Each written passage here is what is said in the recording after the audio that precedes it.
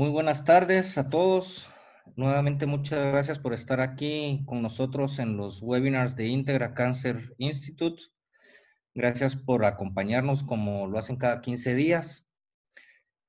Para los que no nos conocen, me gustaría presentarles un video corto acerca de nuestro centro de cáncer para que pues, puedan tener una idea de la manera en la que trabajamos.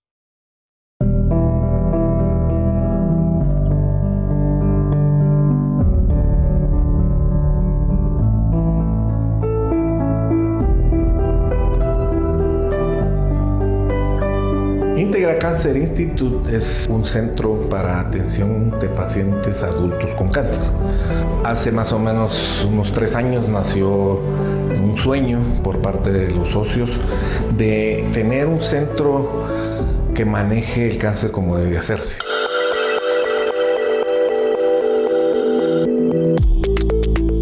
Aquí en Integra abordamos al paciente de una manera multidisciplinaria, de una manera integral.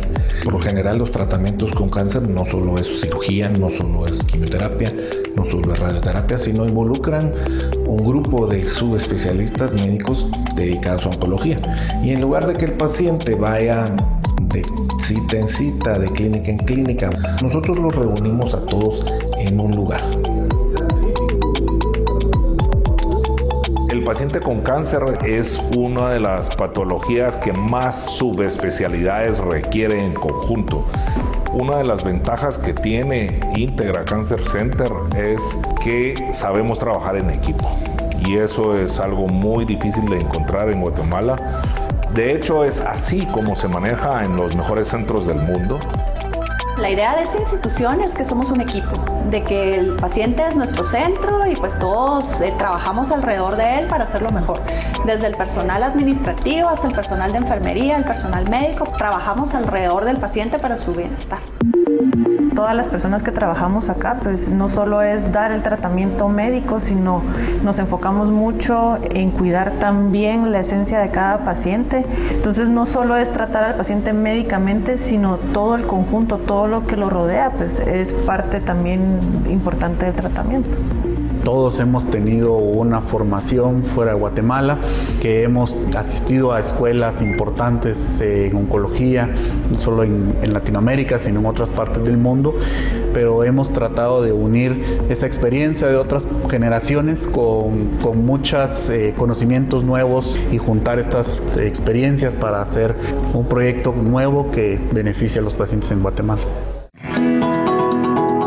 El tener el equipo de doctores que estuvieron a cargo de mi caso, que lo estudiaron, realmente fueron mi salvación, porque mi caso era, yo estaba entre la vida y la muerte. Y todo este equipo de médicos que fueron los que orquestaron esta gran operación y mi tratamiento y todo, fue primordial. Si no los habría encontrado, yo ya no estaría aquí. Yo ahora lo único que quiero es poder ayudar a muchas personas a través de mi experiencia para fortalecerlas, para demostrarles que uno sale adelante y obviamente con un equipo como el de Integra es mucho más fácil.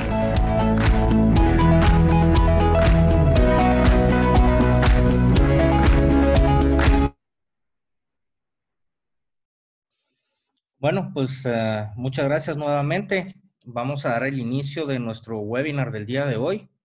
El tema es cáncer, seré parte de las estadísticas. Y para dicho tema nos van a acompañar el día de hoy ya dos personajes que ustedes conocen bastante bien, el doctor Miguel Garcés y el doctor Joaquín Barnoy. El doctor Miguel Garcés es egresado de la Universidad de San Carlos, es maestro en salud pública, graduado en Harvard, hizo patología clínica en la Universidad de California. Además es mi maestro en salud pública y a quien le tengo muchísimo cariño.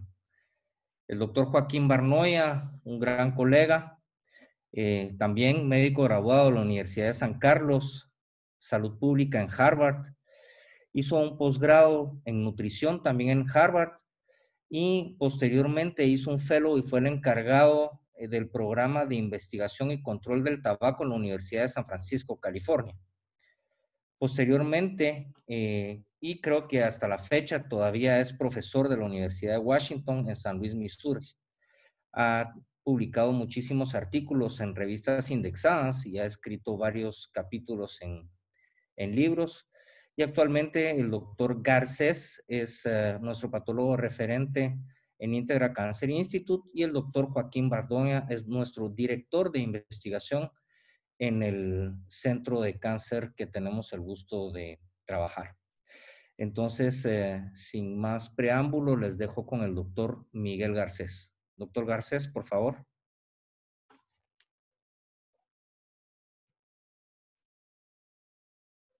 Doctor Garcés está en mute. Ahí está. Muy bien, doctor, si quiere podemos compartir.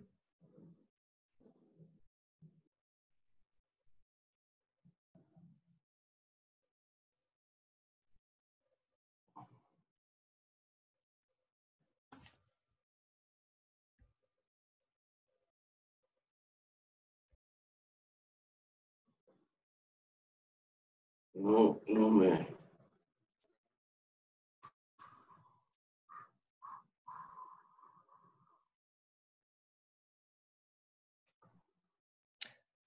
Doctor, regresa a la pantalla previa que tenía. Permítame.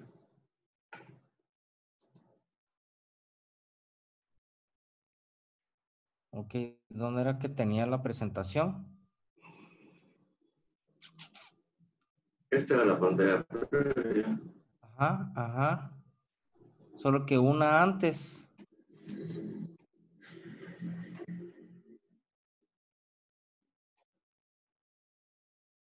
Ok, si quieres salga. No, ahí no. Ahí no. Ahorita. Como lo hizo anteriormente, ahí. Salga del meeting, no del meeting, sino que de la presentación. Stop sharing y vamos a volver a entrar otra vez. Ok, ahí no está su presentación. Ok, regresemos otra vez. Aquí no está. Ok, regresen la que teníamos antes. Le pongo Ahí está. New Share.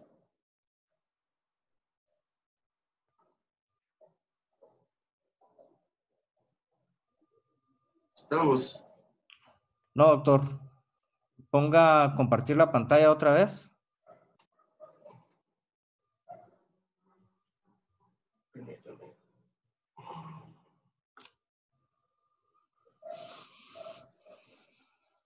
Share screen. Share. Ya está. Ok. Pero yo no la veo en mi Ok, computador. ¿en dónde había dejado usted su presentación, doctor? ¿Dónde la había dejado? ¿Sí?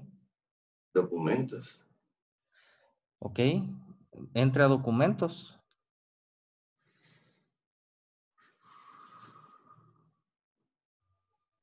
Presentaciones aquí, Carlos. Ok.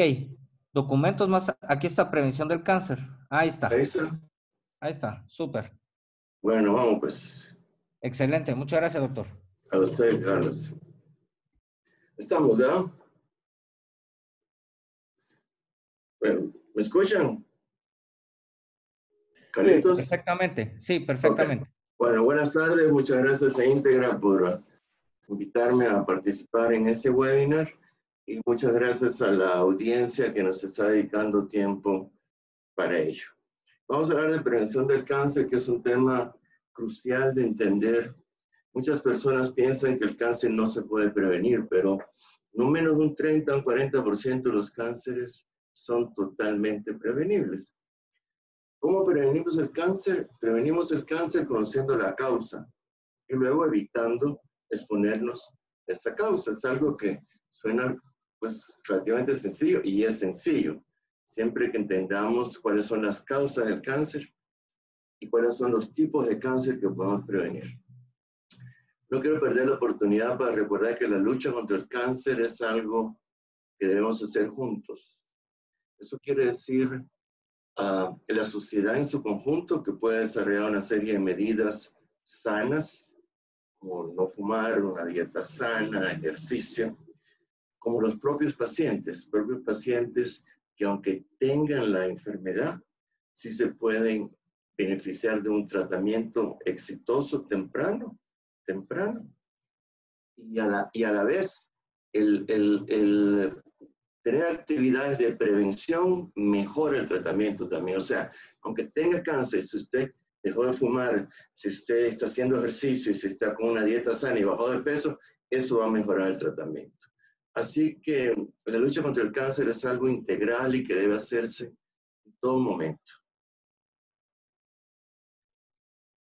La causa de cualquier enfermedad, no solo el cáncer, depende del modo de vida de las personas. Y tenemos aquí dos grupos sociales que bien conocemos en Guatemala, un grupo social maya, el altiplano guatemalteco, tiene un estilo de vida que es totalmente diferente a este otro grupo social ladino, urbano. Son claras diferencias entre uno y otro. La enfermedad en este va a ser diferente a la enfermedad en este. Los cánceres de este son diferentes a los cánceres de este. Y lo que quiero resaltar es que es el modo de vida el que nos lleva a enfrentar factores de riesgo que pueden desencadenar ya sea en cáncer o en otras enfermedades crónicas como las enfermedades cardiovasculares que tanto daño hacen también. Aprovecho para decir que cuando prevenimos cáncer, prevenimos también enfermedades cardiovasculares, diabetes y muchas otras de las enfermedades crónicas. Entonces, cáncer en el mundo. El cáncer no es uniforme en todos los países, porque como ya dije, el cáncer depende del modo de vida de cada sociedad. Pero sí hay que recordar que es un problema serio. Tenemos 14 millones de nuevos casos, 8 millones de muertes, y en 2025 se esperan que haya casi 20 millones de casos nuevos.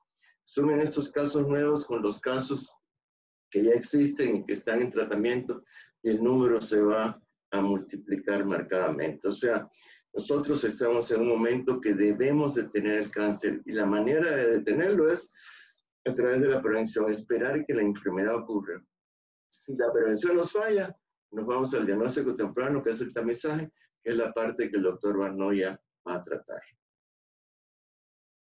En los países menos desarrollados es donde hay más cáncer, 8 millones. En los desarrollados hay 6. Sin embargo, la proporción de muerte en los menos desarrollados es mucho más alta que en los desarrollados. ¿Y a qué se debe esto?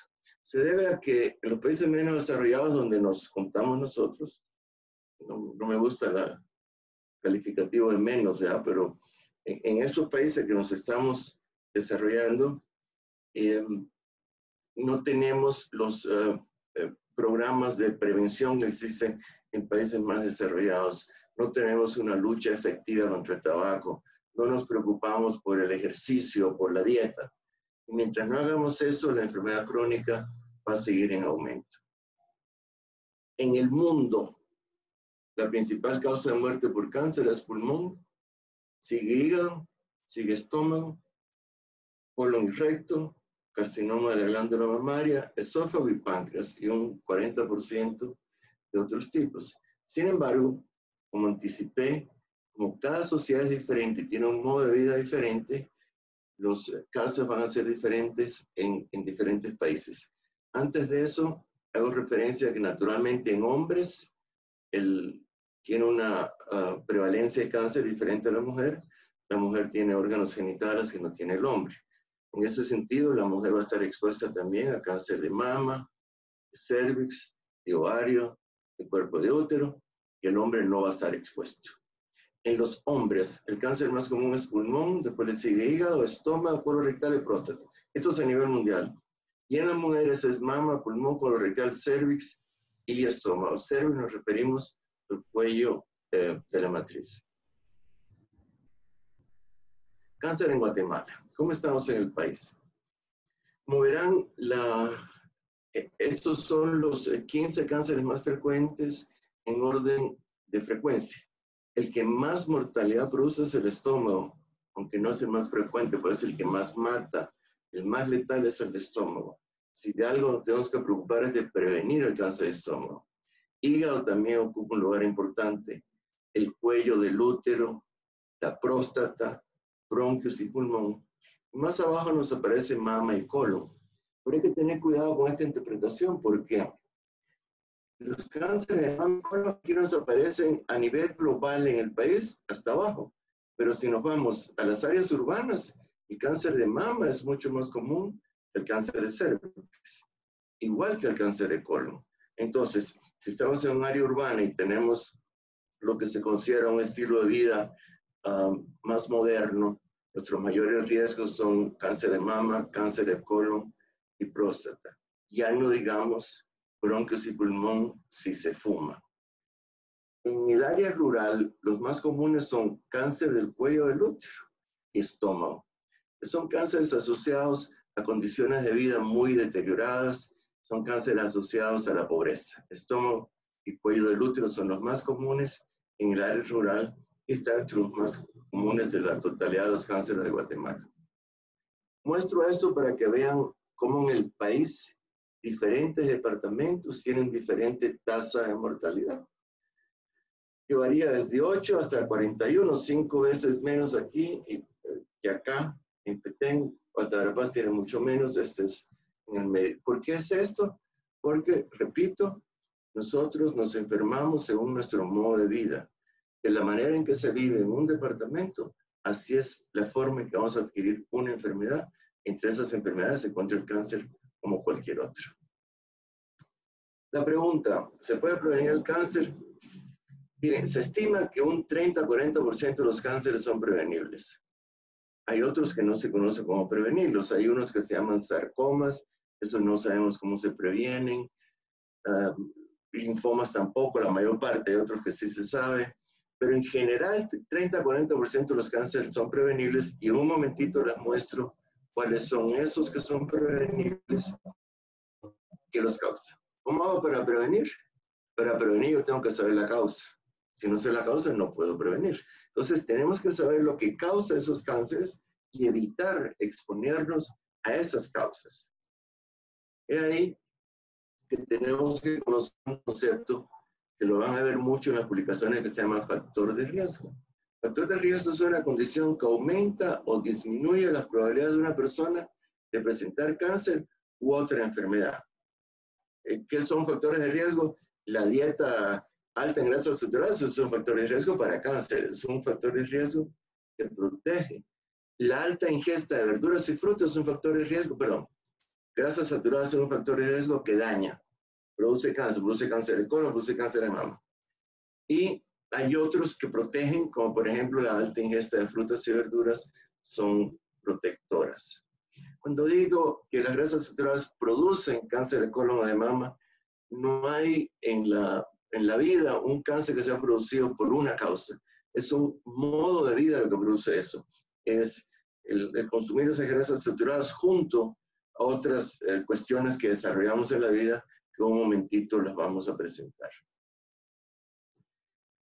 Cuando mira cómo hemos ido aprendiendo del cáncer, y pienso que todavía hay mucho más que aprender, porque vemos que en la historia se ha ido aprendiendo desde hace tres siglos, ya se sabía cuáles eran los factores de riesgo de algunos cánceres. Tenemos que seguir aprendiendo. ¿Y cuáles son los factores de riesgo de esos sarcomas que son tan agresivos?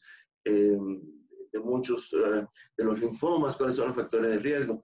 Eso no lo sabemos, las leucemias. Entonces, tenemos que seguir aprendiendo para poder prevenir. El conocimiento de la causa es esencial para la prevención. Les pongo algo histórico que encontré muy interesante. Desde el año 1713, ya Ramazzini, que fue el padre de la medicina laboral, 1713, planteó la posibilidad de influencia hormonal en el cáncer de mama, porque encontró que había más cáncer de mama entre monjas.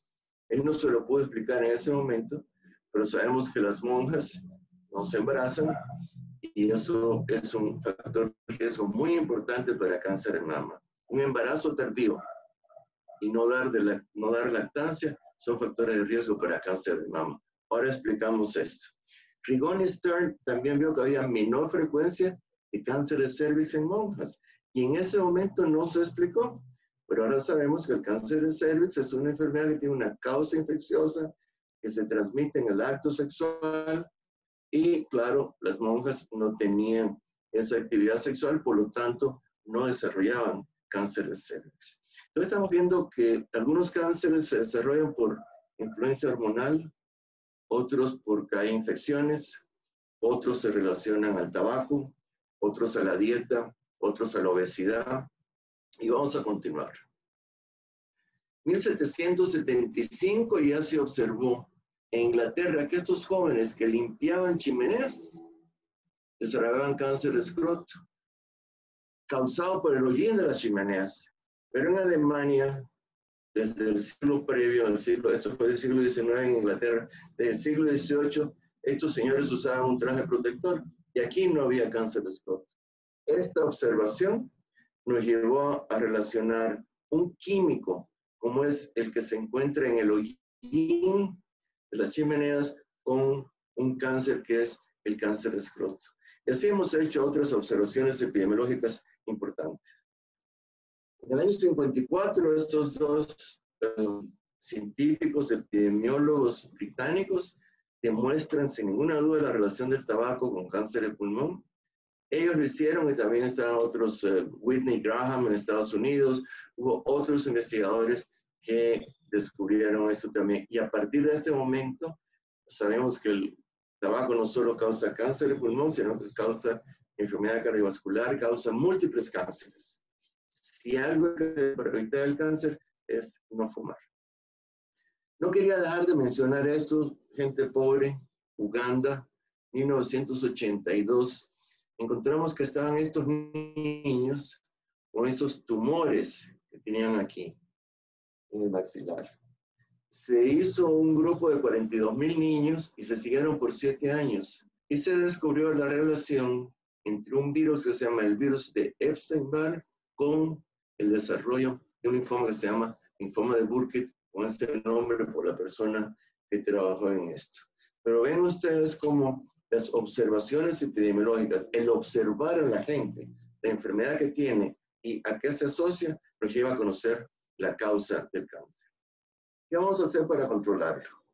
Podemos hacer 4 cosas. Una es prevención primaria. Prevención primaria es cuando yo evito que se desarrolle el cáncer.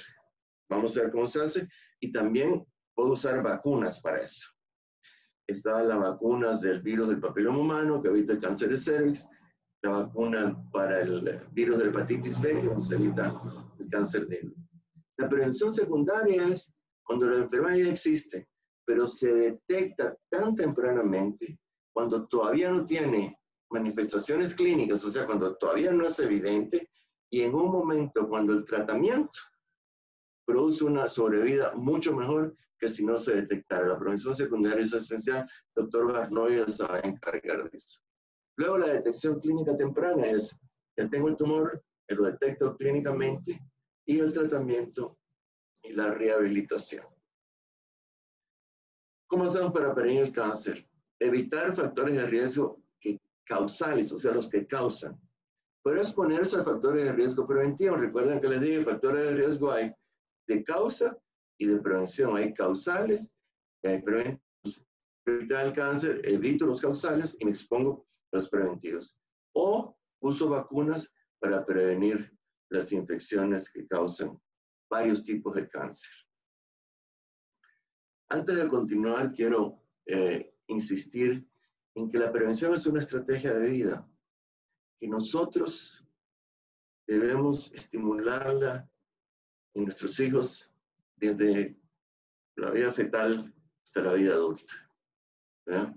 Desde el tema de la nutrición materna, el tema de la lactancia materna, en la infancia y la niñez, en la adolescencia. En la adolescencia es importantísimo para la etiología del cáncer de mama y del cáncer de cervix. Vamos a regresar a esto luego en la vida adulta. Pero para prevenir el cáncer debemos tener una mentalidad preventiva de toda la vida. Para los que somos adultos es tarde, pero nosotros, con nuestros hijos, nuestros nietos, sí debemos influir para que comiencen con una actividad preventiva. Causa del cáncer. Ya hemos ido hablando de eso. Vamos a recordar que no más de un 10% tienen causa hereditaria. O sea, no pensemos que el cáncer es hereditario. Hay familias que tienen más cánceres. Hay algunos que son hereditarios, pues son el menos, son el 10%. El 90% están claramente asociados primero con tabaco. El tabaco produce el 30% de la mortalidad por todos los cánceres, no solo cáncer de pulmón, de todos los cánceres. Tenemos una dieta alta en grasas saturadas, alta en carbohidratos, que me lleva a una obesidad. Bueno, esto nos va a producir el 30 al 40% de la mortalidad por cáncer. 30 al 40%. La dieta de obesidad, más adelante les voy a dar unos ejemplos. Infecciones. Las infecciones en países como Guatemala producen del 20 al 25% de los cánceres. ¿Qué cánceres en Guatemala están asociados a infecciones? El que más mata, que es el cáncer gástrico, se asocia a infección por el Helicobacter pylori, además de otros factores relacionados con el estilo de vida. El cáncer orofaringeo se asocia al virus del Epstein-Barr. El hepatocarcinoma se asocia al virus de la hepatitis B, al virus de la hepatitis C. Y podemos seguir buscando más infecciones. Hay parásitos que también producen cánceres. O sea que la infección es un aspecto importante y nos da la ventaja que lo podemos prevenir. Cuando son virus o algunas bacterias, lo podemos prevenir con vacunas. Y no olvidar los rayos ultravioleta A y B, el sol que produce sobre todo B, y estas camas bronceadoras que son altamente dañinas y sí producen cáncer de piel. Puede ser de bajo grado, pero hay cáncer de pieles altamente malignos, como uno que se llama el melanoma. Usualmente las personas que fuman, toman. El alcohol tiene un daño sinérgico con el tabaco. Aumenta el cáncer de boca, faringe, laringe, esófago, hígado, mama y colon y recto. No debemos fumar. Lo más importante en la prevención del cáncer es no fumar. Y si se fuma y se mezcla con alcohol, es un daño sinérgico el que hace el alcohol, o sea, aumenta la capacidad carcinogénica del tabaco.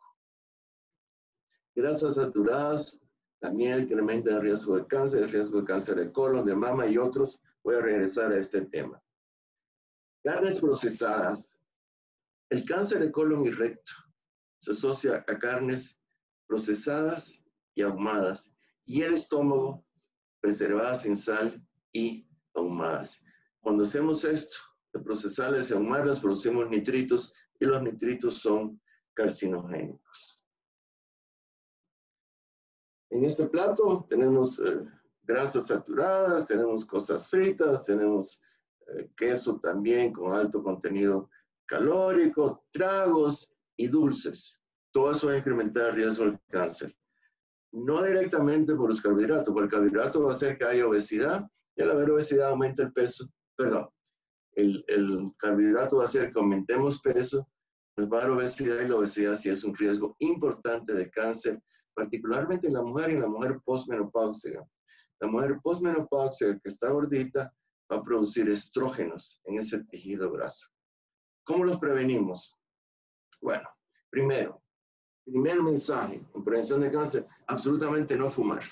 No fumar, no fumar, no fumar. Esto es el factor de riesgo más dañino que tenemos para el cáncer. Segundo, ejercicio. 30 minutos, 3 a 5 veces por semana y control de peso. Ejercicios aeróbicos, ejercicios anaeróbicos, la mezcla de ambos es lo importante, hay que hacer los dos, y luego hay que hacer un gran esfuerzo por perder peso. Pueden estar haciendo esto, pero pueden estar siendo gordos, y la gordura sí va a tener un efecto muy dañino en la salud en general. Hay que aprender a comer sano. Tenemos que comer mucha fruta, mucha verdura, mucha fibra, y eso nos va a proteger del cáncer. Estos son factores de riesgo preventivos. Hay factores de riesgo causales y preventivos. Los causales ya lo dije: tabaco, alcohol, grasas saturadas.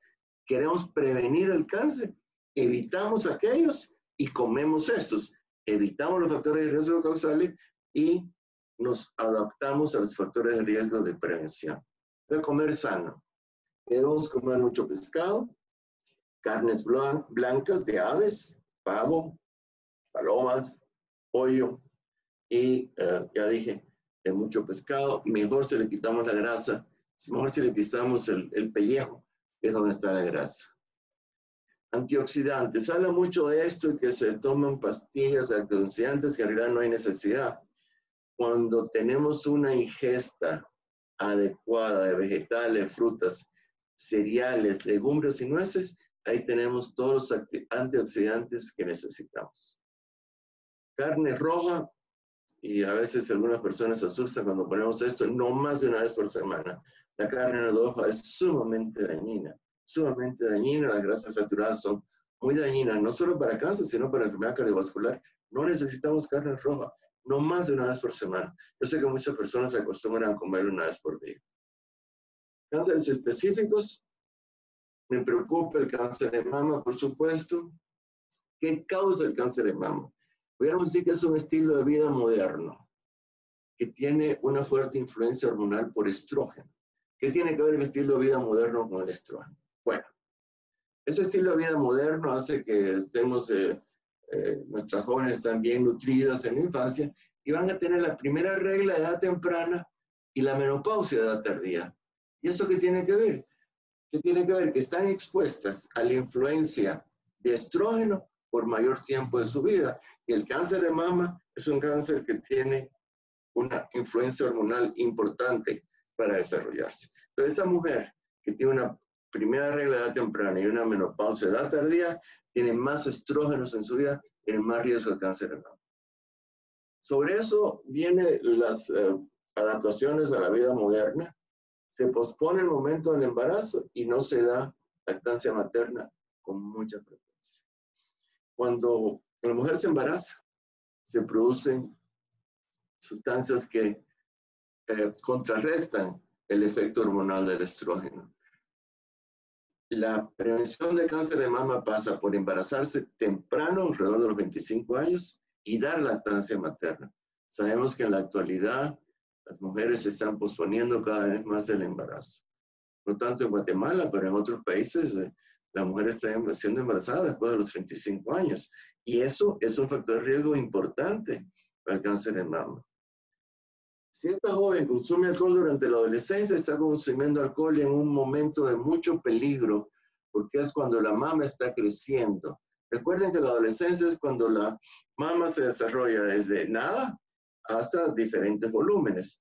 En ese momento, esa alta tasa de reproducción, se expone alcohol, que es un carcinógeno, ahí se puede iniciar un cáncer.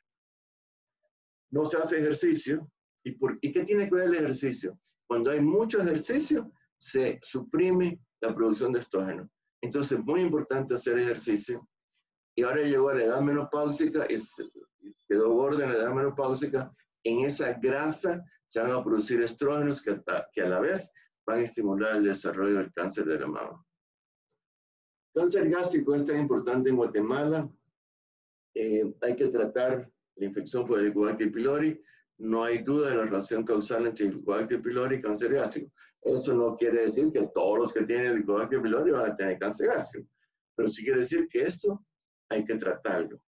Ningún cáncer es unicausal, como ya dije. No es que el Helicobacter pylori cause el cáncer, es el Helicobacter pylori causa cáncer cuando tenemos atrofia de la mucosa del estómago, de la pared del estómago, cuando consumimos mucha sal, que lo hacemos mucho en Guatemala, hasta las frutas les echamos sal, a la tortilla se come con sal, cuando comemos carnes ahumadas, cuando tenemos poca vitamina C.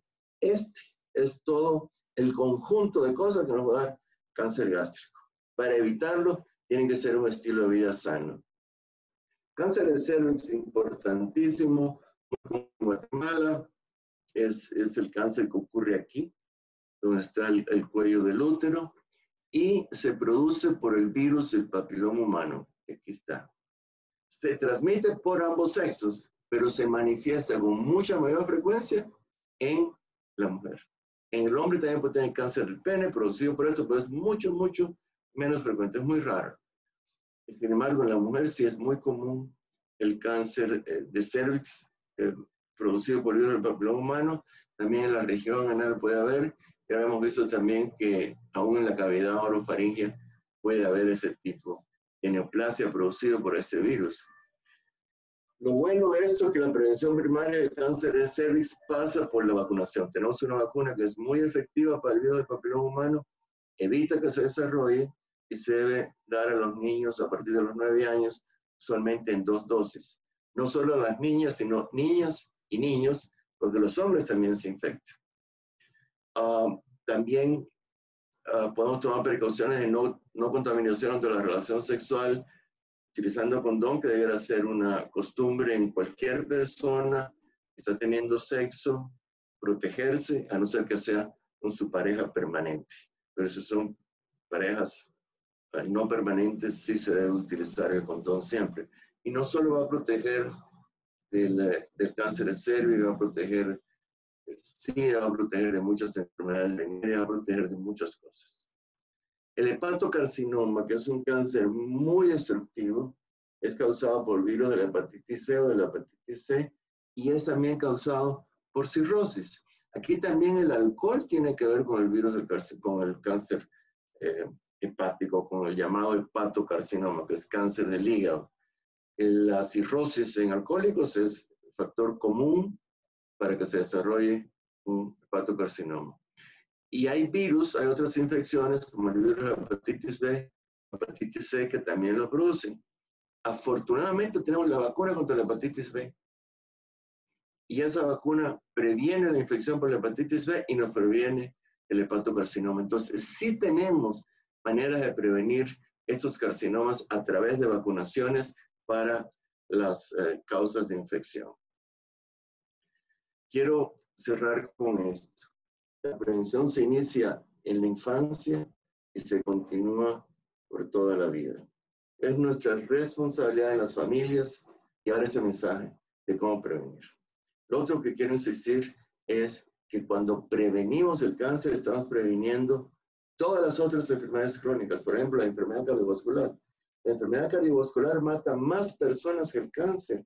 El tabaco mata más personas por cardiovascular que por cáncer. ¿Por qué? Porque la enfermedad cardiovascular es más común. Entonces, debemos tener una vida sana, un estilo de vida sano y llevar eso a la familia. Muchas gracias. Con eso damos ahorita por terminado esta presentación.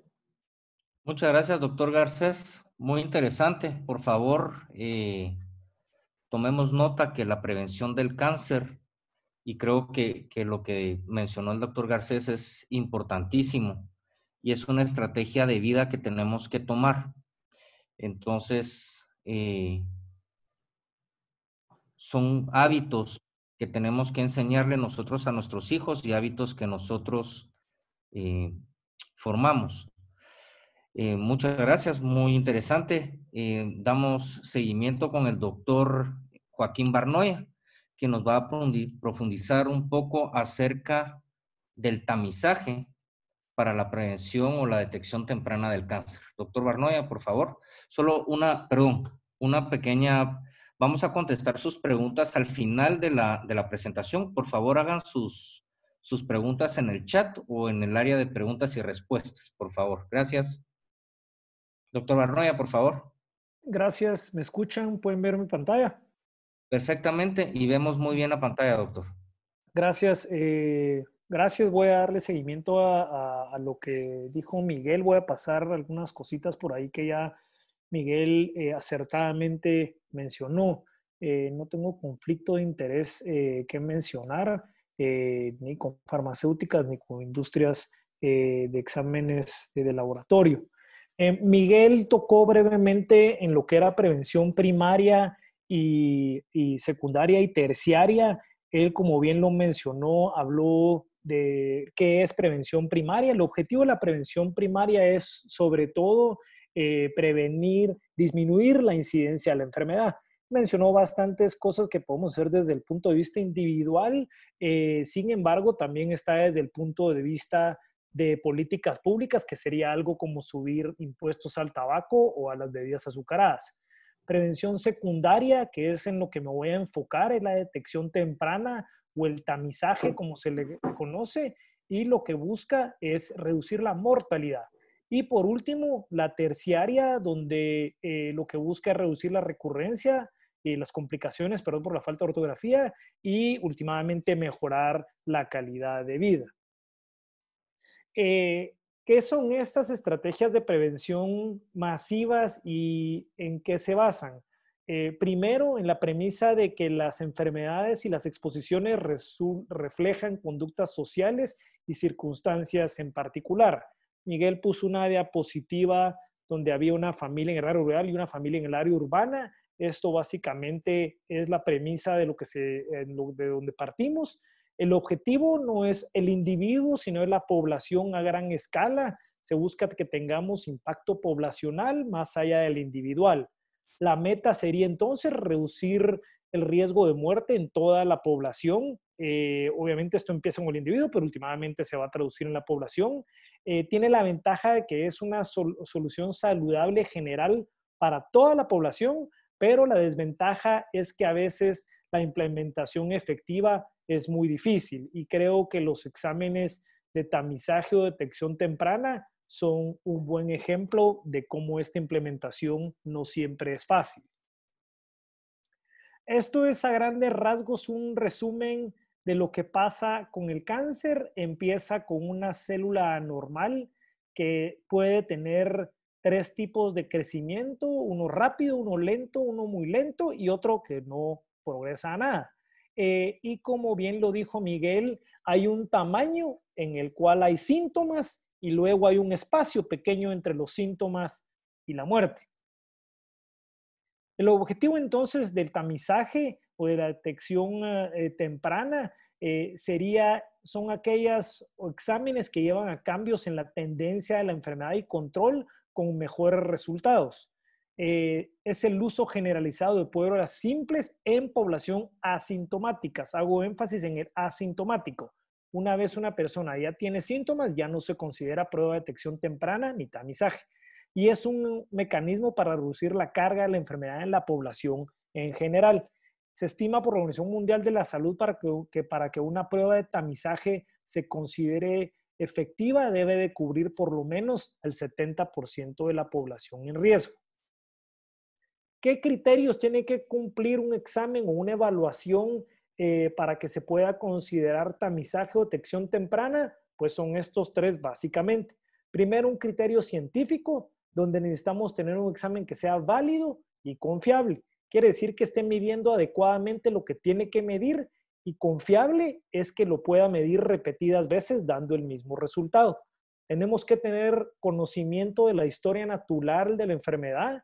Si bien Miguel habló de la historia de la enfermedad para conocer la causa y poder prevenir la causa, esto estamos hablando de que conocemos cómo se desarrolla la enfermedad y sabemos que tiene una etapa preclínica donde la podemos encontrar. Y tiene que haber un tratamiento efectivo disponible para reducir la mortalidad. Luego tiene que tener un criterio ético donde nos aseguramos que el tratamiento va a mejorar la esperanza de vida y que es un examen que es aceptable para la población. Voy a hablar un poquito más adelante de cómo algunos exámenes, si bien pueden ser muy efectivos, la aceptabilidad en la población no es siempre ideal. Inclusive esto se puede ver diferencia entre la aceptabilidad entre una población urbana contra una población rural o de un nivel socioeconómico elevado y educacional elevado comparado con un nivel educacional bajo. Y por último, un criterio económico. Sí podemos pagar los falsos positivos. Voy a hablar más adelante qué es un falso positivo y un falso negativo. Muy importante y tal vez de lo más importante que hay, si le podemos dar seguimiento a los pacientes que salieron positivos. Estos son argumentos no solo económicos, pero también éticos de qué vamos a hacer con un resultado que dio positivo si no le podemos ofrecer tratamiento para ese resultado. Y por último, que el programa sea costo efectivo, que estemos invirtiendo que el beneficio económico que obtenemos sea mayor por invertir en el examen que lo que vamos a gastar si no lo hubiéramos hecho. ¿Qué es entonces el tamizaje? Es un examen que vamos a realizar a una persona asintomática como para clasificarla como probable o no probable de tener la enfermedad. Estos exámenes de tamizaje o detección temprana, la mayor parte son solo el primer paso para luego llegar al diagnóstico. Luego viene una biopsia, viene algo un poco más específico para que últimamente tengamos el diagnóstico de cáncer. Tenemos un patólogo entre los conferencistas, sabemos que hoy por hoy todavía el diagnóstico final del cáncer viene siendo un diagnóstico patológico, microscópico. ¿Qué determina entonces que un programa de tamizaje sea efectivo? Primero, que la enfermedad tenga una etapa preclínica donde la podemos encontrar con bastante confiabilidad y validez. Y segundo, como ya dije, que el tratamiento temprano sea más efectivo que el tardío. Y que el porcentaje de la población que tiene la enfermedad preclínica detectable sea grande. Porque si no vamos a estar buscando la aguja en el pajar y vamos a tener muchos falsos positivos. Un falso positivo es aquel examen que nos dijo que sí tenía la enfermedad cuando en verdad no la tenía.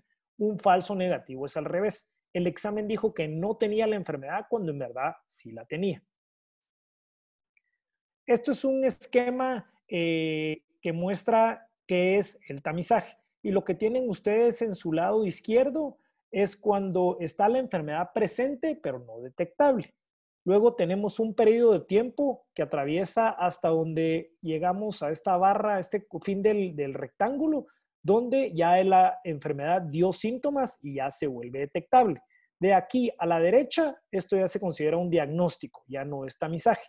Este rectángulo es en el que estamos interesados, donde vamos a hacer una prueba de tamizaje, de detección temprana, que es esta línea punteada, y vamos a tener ese tiempo de ventaja entre lo que hubiera sido si lo encontramos por síntomas o lo encontramos sin síntomas por una prueba de tamizaje. Y este tiempo de estancia es el tiempo que hubiera ocurrido sin el tamizaje, que es lo que le vamos a ganar por haber hecho esta prueba de tamizaje. Este periodo de ventana es donde la enfermedad va a ser diagnosticable con tamizaje. ¿Okay? Pero en esta área verde, esto es lo importante porque esto es el tiempo que ganamos y aquí es donde viene lo importante, no solo hacer el examen, sino poder hacer el tratamiento que mejore la mortalidad. Esta es probablemente la base de todo tamizaje y por qué debemos de ser un poco cautelosos cuando hablamos de tamizaje o de screening, porque nos va a llevar a un sobrediagnóstico. Lo primero que tenemos aquí que es que hay tres tipos de cánceres y ellos le pusieron un conejo, una tortuga y un caracol, una babosa para ser prácticos. Estos tres son los más frecuentes, que crecen o despacio o muy despacio o no progresan. Luego tenemos los que realmente nos dan problemas a los oncólogos, a los cirujanos oncólogos y son los colibríes, los que crecen muy rápido. Y aquí tenemos el tamizaje. Estos que están a su lado izquierdo, los colibríes, no los podemos encontrar por tamizaje. Los que encontramos, la mayor parte que encontramos por tamizaje son o el conejo, la tortuga o el caracol. Y eso últimamente nos lleva a un sobrediagnóstico, que son enfermedades que no hubieran dado síntomas ni hubieran generado problemas, si no es que los encontramos por medio del tamizaje. Sí está habiendo sí hay mucho progreso desde el punto de vista de tamizaje, de enfocarnos en los colibríes, que son los que crecen rápido. Yo espero, tengo fe en que en los siguientes 5 a 10 años cada vez encontremos mejores pruebas de tamizaje que encuentren a los colibríes y sean más eficientes para identificar las tortugas, los conejos y los caracoles. Okay, pero quiero que queden claro que lleva últimamente a este sobrediagnóstico. ¿Cuáles son las consecuencias de ese sobrediagnóstico o overdiagnosis, como se dice en inglés? Primero es que vamos a llevar a tratamientos médicos innecesarios que llevan costos económicos, obviamente, pero también hay costos humanos que son más difíciles de medir, como la ansiedad para el paciente y sus familiares. Un familiar, un sobrediagnóstico de cáncer, las consecuencias para el familiar es que entonces cuando él llene su historia clínica va a tener, sí, tengo un antecedente de un padre con cáncer de próstata, una madre con cáncer de mama, cuando realmente no era un cáncer, sino fue un resultado de ese sobrediagnóstico, resultado que encontramos una tortuga o un caracol por el tamizaje. Y últimamente en los seguros de salud que aumentan las primas y los gastos en salud. A raíz de esto, aproximadamente hace unos 15 años, se empezó a hacer un poco más crítico de qué examen hacer y cuándo hacérselos. Y este es un muy buen libro que le recomiendo, que escribió Gil Welch. Él es un salubrista médico de la Universidad de Dartmouth en Estados Unidos, donde hace un análisis bastante crítico de las pruebas de cáncer y si me lo debo hacer o no, y realmente hacer una decisión basada en evidencia de cuándo hacérmelo o no. A raíz de eso, cada vez hay más guías de tamizaje o de detección temprana. Guatemala tiene unas hechas por el Ministerio de Salud Pública, no son malas, pero desafortunadamente tienen la enorme limitante que no tenemos un registro poblacional de cáncer, por lo que es muy difícil hacer guías, porque uno de los principales determinantes de que funcione el tamizaje es la prevalencia de la enfermedad en la población en general. Y para eso necesitaríamos un registro poblacional de cáncer que desafortunadamente no hay. Pero hay otras guías internacionales que son basadas en evidencia de las cuales nosotros nos podemos adherir. La Sociedad Americana del Cáncer tiene unas muy buenas. Estados Unidos tiene el United States Preventive Services Task Force, que es un grupo de gente independiente que periódicamente revisan las guías de tamizaje, no solo de cáncer, sino de otras enfermedades crónicas. Y últimamente el CDC también tiene guías. Todas estas se pueden conseguir en español. Es muy importante actualizar las guías porque no solo aparecen nuevos factores de riesgo, sino aparecen nuevos estudios y hay nuevas evaluaciones de cómo funcionan los estudios en las poblaciones en general. Desafortunadamente, también hay asociaciones que tienen guías, el Colegio Americano de Radiología, el Colegio Americano de Urología, en Guatemala hay asociaciones que también tienen guías, con la limitante de que a veces los médicos que participan en estas guías tienen conflicto de interés, ya sea con casas farmacéuticas o con empresas que hacen exámenes de tamizaje. Entonces hay que ser también un poco crítico de qué guías son las que uno está siguiendo. Esperaríamos que fueran los médicos los que se adhirieran a estas guías y estuvieran enterados de estos conflictos de interés. Voy a empezar hablando con el cáncer del cérvix, porque como bien mostró Miguel, creo que ha sido de los cánceres donde más éxito ha habido. Tal vez se compara con el cáncer de estómago. Estos son datos de Finlandia, donde vemos cómo desde principios de los 50 hasta el 2005 disminuyó no solo la incidencia, sino también la mortalidad. Los países escandinavos han sido muy eficientes en implementar exámenes de prevención y de detección temprana de tamizaje a nivel poblacional. Ya mencionó algunos factores de riesgo, Miguel, de cáncer de cérvix, y yo los menciono porque también es importante de que no somos carros de que necesitamos servicio menor o mayor. Antes de que cualquier paciente se haga una prueba de tamizaje, se debe de hacer una muy buena evaluación de sus factores de riesgo para decidir qué examen necesita y qué examen no. Aquí hay algunos de los factores de riesgo que ya bien se mencionaron: actividad sexual temprana, múltiples parejas sexuales, mujeres fumadoras, infección por el virus del papiloma humano, mujeres de bajo nivel socioeconómico, y ahora que vino la vacuna contra el virus del papiloma humano. Esto, como bien dijeron, es prevención primaria. Y a la fecha no podemos decir que porque ya hay vacuna, ya no hay necesidad de Papá Nicolau. Si la vacuna va a mostrar un beneficio, va a ser en 10 años como mínimo. Quiere decir que todavía el Papá Nicolau tiene lugar para seguir protegiendo a las mujeres durante estos siguientes 10 años, sobre todo a las de nivel socioeconómico bajo. ¿A quién hacer un Papá Nicolau? Cualquier mujer ya entre los 25 y los 54 años. Cada cuánto hacerlo, hay mucha discusión, anual, bianual, cada 3 años. Yo me inclino más por las guías del United States Preventive Services Task Force, que dicen cada 2 años. Sin embargo, aquí habría que hacer una diferencia entre la población rural pobre de Guatemala y la población urbana de nivel socioeconómico alto de Guatemala. En el área rural pobre hay más cáncer de cérvix, probablemente amerite hacerlo anual. En el área urbana a nivel socioeconómico alto hay menos cáncer de cervix, probablemente amerite hacerlo cada 3 años y después de 2 normales dejarlo de hacer. Es muy importante la adecuada preparación. Como mencioné anteriormente, que un programa de tamizaje o de prevención temprana funcione depende también de la calidad del examen y quién lo esté interpretando.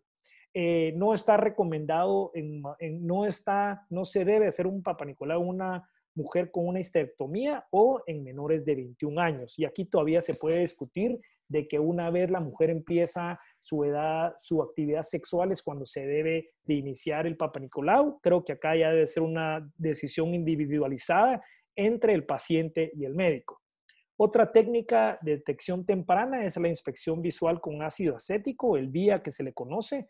Esto está indicado igual para mujeres entre 25 y 50 años y la frecuencia es menor comparado con la que se hace el Papa Nicolau, y acá se puede hacer desde tan poco frecuente como 3 años hasta cada 5 años y no se considera indicado en mujeres de menos de 25 años con factores de riesgo. Está indicado, en mujeres de menores de 25 años que tengan factores de riesgo. Hay otra prueba de Papa Nicolau que es para cáncer de cervix, que es buscando el ADN del virus del papiloma humano. Eso se está empezando a probar. Hay todavía ciertas consideraciones con la aceptabilidad y la factibilidad de hacerlo a nivel poblacional, pero creo que es una técnica que promete, aunque tenemos el Papa Nicolau que sigue siendo muy efectivo y barato. El otro cáncer, que probablemente es el cáncer de la mujer que más atención recibe, es el cáncer de mama. Hay todo un mes dedicado al cáncer de mama. Hay que dar mucho mérito al movimiento del cáncer de mama, cómo lograron aumentar el conocimiento y la relevancia del cáncer de mama a la población en general. Desafortunadamente esto sigue siendo un problema urbano de nivel socioeconómico alto. Sabemos poco en Guatemala, pero como ya se dijo, esto es un problema urbano de nivel socioeconómico alto. Cuando vemos una de las principales características del tamizaje temprano, como lo mencioné, es que la prevalencia de la enfermedad sea alta. Y esto es una gráfica donde muestra el número de muertes que hay en Estados Unidos por cada 100,000 mujeres por cáncer de mama, comparado con Guatemala. En Estados Unidos hay 100 por cada 100,000, comparado con 20 por cada 100,000 en Guatemala. Quiere decir que cuánto nosotros tenemos que invertir en tamizaje de cáncer de mama tal vez sea discutible porque nuestra mortalidad es menor. Lo mismo pasa con la incidencia. Como la incidencia, o sea, el número de casos que hay es menor, nos va a costar más encontrarlo. Quiere decir esto también que va a haber más falsos positivos en las mujeres guatemaltecas comparados con Estados Unidos porque hay más cáncer de mama en Estados Unidos comparado con Guatemala. Esto probablemente se deba al nivel de industrialización o al nivel de estilo de vida occidental que se ha adoptado en los niveles socioeconómicos medios y altos de Guatemala, que mencionó Miguel, donde aumentó el cáncer de mama. Pero insisto, entonces, no se trata solo de hacerlo porque hay, sino hay que tener en consideración la prevalencia y la incidencia de la enfermedad en la población donde se va a hacer el tamizaje. ¿Qué ha pasado en países desarrollados que han implementado la mamografía a nivel poblacional? Lo que más ha aumentado es el tipo de cáncer de mama que se identifica o el estadio. Lo que ven aquí en su línea punteada celeste es el número de mamografías, cuánto ha cambiado desde 1987 hasta el año 2005 y vemos que ha habido más de un 200% de aumento en el número de mamografías que se hacen. Luego la línea punteada roja es el carcinoma in situ, o sea, el carcinoma que todavía está localizado en la mama. Y vemos que es lo que principalmente ha aumentado en este mismo lapso de tiempo, igual a un casi 200%. Pero cuando vemos el número de casos de cáncer invasivos, el cambio no ha sido mucho. Quiere decir que sí, la mamografía funciona y funciona sobre todo para encontrar los cánceres pequeños.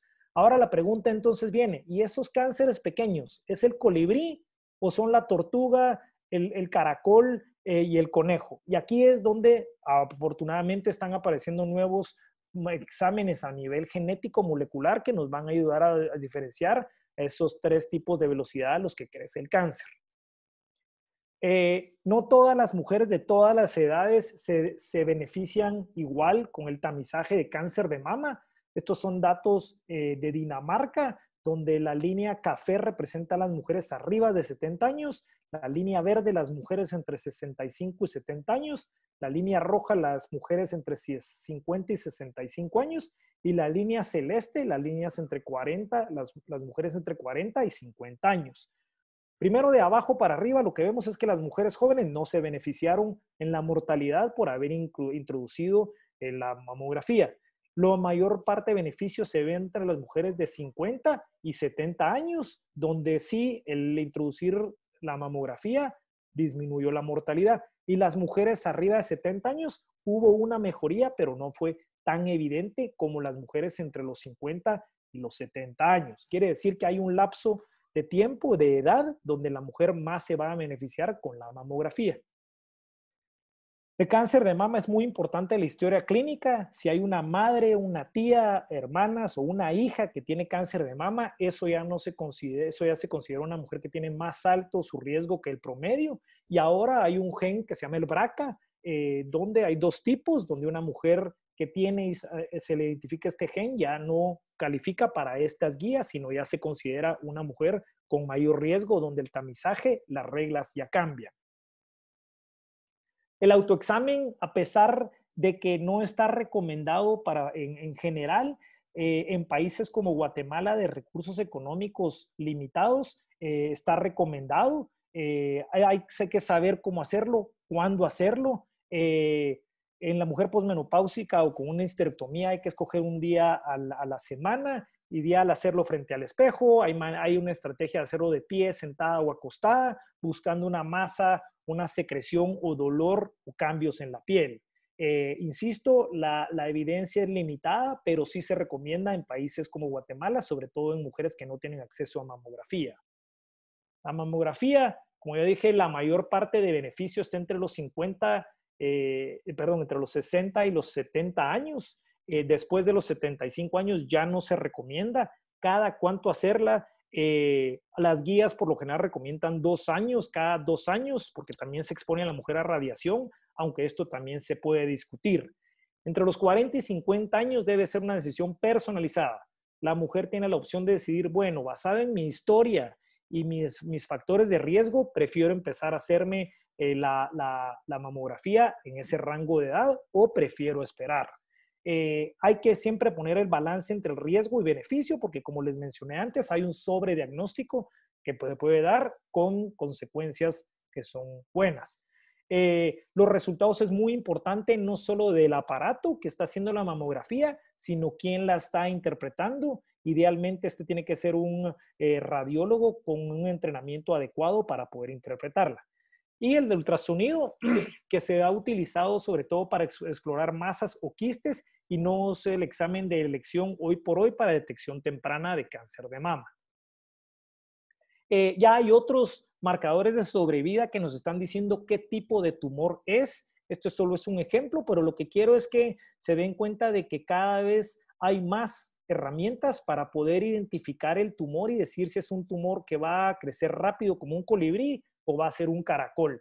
Y sí, como les digo, tengo fe en que la ciencia cada vez está encontrando más de estos marcadores que nos van a facilitar más encontrar la velocidad con lo que va a crecer el cáncer y evitar ese sobrediagnóstico que nos puede dar el tamizaje.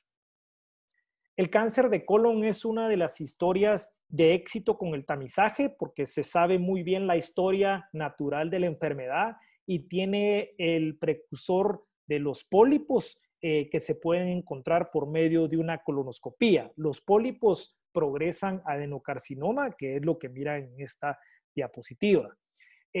Muy importante, igual que en el cáncer de mama, la historia familiar, si un padre, una madre, tíos o hermanos, hay poliposis familiar que también aumentan el riesgo o un síndrome de Lynch o aquellos pacientes que tienen enfermedad inflamatoria. Estos pacientes ya no se consideran para estas guías, sino ya es un paciente de alto riesgo donde se tiene que individualizar el tamizaje. La mayor parte de beneficio de la colonoscopía viene entre los 50 y los 75 años. Después de los 75 años, la decisión debe ser personalizada entre el paciente y el médico, porque la esperanza de vida disminuye y a veces las consecuencias de tratar pueden ser más nefastas que no tratar el cáncer, porque puede ser que estemos tratando con una tortuga o un conejo o un caracol. Principalmente son dos tipos de exámenes que hay. El sangre oculta en heces, que es un examen sencillo y barato. Se puede hacer anual. En Estados Unidos hasta se puede hacer por correo. Estados Unidos ha avanzado bastante, donde ahora se puede hacer inclusive un frote genético en las heces y hacer un diagnóstico mejor. La colonoscopía tiene la ventaja de que se puede visualizar todo el colon, y en pacientes que no tienen factores de riesgo se recomienda hacer una cada 10 años. Insisto, sin factores de riesgo. Esta es una diapositiva que, si bien son datos de Australia, creo que nos ilustra un poco qué pasa con el tamizaje. Asumamos que tenemos 100,000 personas y tenemos 3 ejemplos. Los celestes, los que le hacemos el examen oculto en heces, los amarillos, que no le hacemos nada, y los morados, que le hacemos la colonoscopía. Si vemos hasta abajo, en los 4 grupos siempre se va a morir alguien, porque por muy bueno que sea el examen de tamizaje, siempre van a haber los colibríes que van a crecer muy rápido. Si les hacemos examen de sangre oculta en heces, vamos a tener 20 muertes. Si le hacemos colonoscopía, van a haber 23 muertes. Y si no les hacemos nada, vamos a tener 60 muertes. Lo importante es que vemos que hay falsos positivos y falsos negativos, tanto en el sangre oculta en heces como la colonoscopía, perdón, pero también vemos estos círculos pequeños que tenemos efectos adversos, tanto las colonoscopías, que pueden ser como sangrados, perforaciones o muertes, o sangrados y perforaciones en aquellos que salió el sangre oculta en heces positivo y luego le hicimos colonoscopía. Pero me entienden, esto es muy importante para ver que el tamizaje, la prevención temprana, no es la panacea de la prevención del cáncer, es una herramienta más para el control del cáncer. Y que no existe el examen perfecto, porque todos tienen falsos positivos y falsos negativos. Luego voy a hablar de cáncer de próstata, que es la otra historia interesante de prevención y tamizaje de cáncer que hay en el mundo. Lo que miran en su línea roja abajo es las muertes por cáncer de próstata, y la línea celeste es la incidencia, o sea, el número de casos nuevos de cáncer que ha habido en Estados Unidos. Esto pareciera que es una enfermedad infecciosa, ¿no? Hasta pareciera que fuera coronavirus. No tengan miedo, no, seguro no fue eso, pues. Pero lo que pasó es que aquí a mediados de los 90, en el 92, Cataluña publicó en la revista New England Journal of Medicine lo del PSA, y se volvió un boom de que todo el mundo se hizo el famoso PSA, que es el antígeno prostático específico, y miren cómo subió la incidencia, pero pasó muy poco con la mortalidad. Entonces ahí se empezaron a preguntar, ¿realmente el PSA está haciendo lo que tiene que hacer, que es reducir mortalidad, o solo está encontrando un montón de tortugas y de caracoles y de conejos y no encontró los colibríes? Depende de la raza. Estos son datos de Estados Unidos, donde vemos que la línea roja son los afroamericanos y las otras líneas abajo son los blancos, los asiáticos y los hispanos. Sí es más frecuente, las muertes son más frecuentes entre afroamericanos, entonces probablemente los afroamericanos son los que se puedan beneficiar más del cáncer, perdón, del tamizaje con PSA para cáncer de próstata. Insisto, esa es una de las grandes limitaciones que tienen las guías de Guatemala, que no tenemos un registro poblacional de cáncer para poder hacer este tipo de gráficas y decir, hay diferencia entre indígena o ladino, o entre urbano y rural, porque vemos que no todos son lo mismo, como Miguel bien mencionó en su plática, por factores de vida y ambientales. Sí es un cáncer común a todos. Si ahorita agarramos a todos los hombres que han muerto de causas que no son de cáncer y les hacemos una autopsia, casi todos van a tener cáncer, aunque no murieron de cáncer de próstata, sino que murieron de otras causas naturales. Pero es un cáncer, tenemos muchas tortugas. Es muy importante la historia familiar y la raza. desafortunadamente, como les digo, no tenemos algo en Guatemala que nos ayude a la raza a decir, si es ladino o indígena o urbano y rural, sí PSA, no PSA. Por lo menos la historia familiar, sí podemos decir si tiene un padre o hermano con cáncer de próstata, hay que tomar otras consideraciones. Y discutir entre el balance entre los beneficios y daños por haber encontrado una tortuga. El daño para el cáncer por haber encontrado un cáncer de próstata que no iba a matar al paciente puede ir desde incontinencia hasta impotencia, que para un hombre de 40, 50 años puede tener un alto impacto en la calidad de vida sin necesidad de haberle disminuido su mortalidad. El PSA que ya mencioné, el origen del PSA es para monitorear el cáncer de próstata, no se originó para prevención primaria, para detección temprana, para tamizaje, pero ahora se hizo.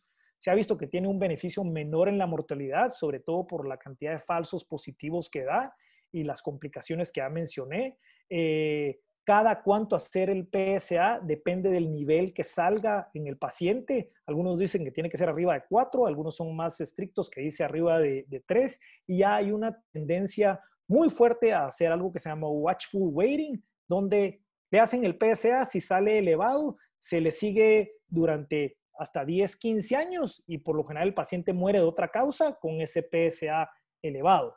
Luego está el tacto rectal, que es menos efectivo que el antígeno prostático específico. Se tiene que combinar con el antígeno prostático específico para que mejore la calidad del examen. Insisto, tiene que ser una decisión individualizada basada en los factores de riesgo que tiene el hombre. ¿Qué consecuencias, insisto, ahora de un falso negativo? Y aquí estoy hablando de todas las pruebas que mencioné. Primero nos va a dar una falsa sensación de bienestar. Como no lo tengo, entonces estoy bien y puedo seguir entonces con mi estilo de vida, de fumar, de seguir gordo, de seguir con problemas de obesidad, no me tengo que preocupar de mi dieta, puedo seguir con una vida sedentaria porque salió mi Papá Nicolau normal, porque salió mi PSA normal, porque salió mi colonoscopía normal. No se debe de malinterpretar una prueba de tamizaje temprano como una garantía de que todo está bien, porque abundan los falsos negativos de que sí salió normal, pero hay algo creciendo ahí.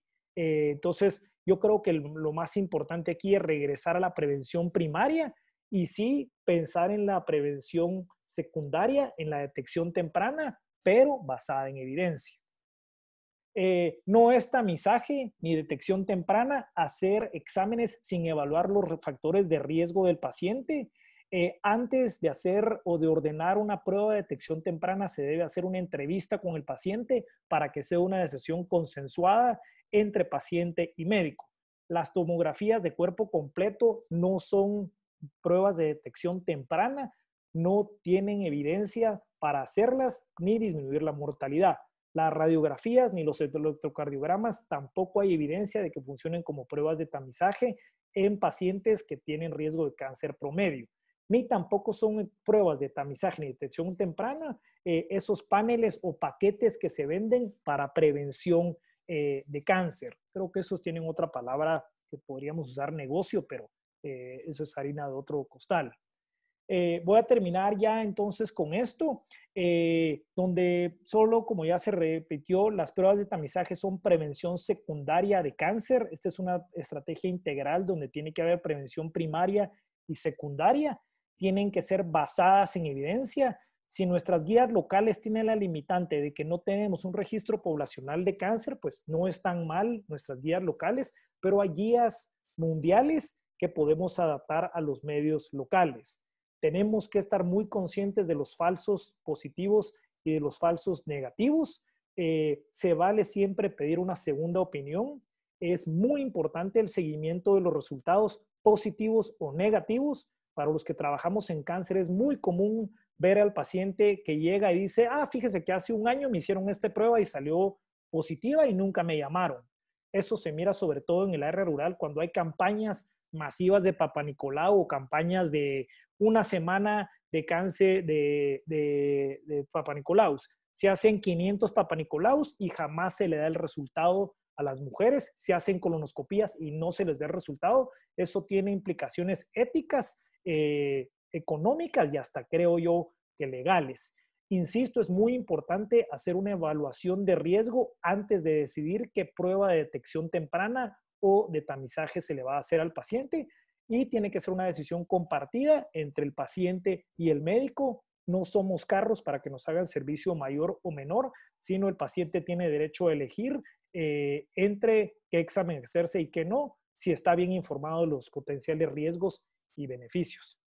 Estas son las guías de tamizaje que les recomiendo, la Sociedad Americana del Cáncer. Estas para mí son las más objetivas, las que menos influencia tienen de potenciales industrias y las que se actualizan con bastante frecuencia, basadas en la evidencia que está saliendo. O sea que déjenme terminar ahí. Estoy para tener algunas preguntas y gracias por su atención.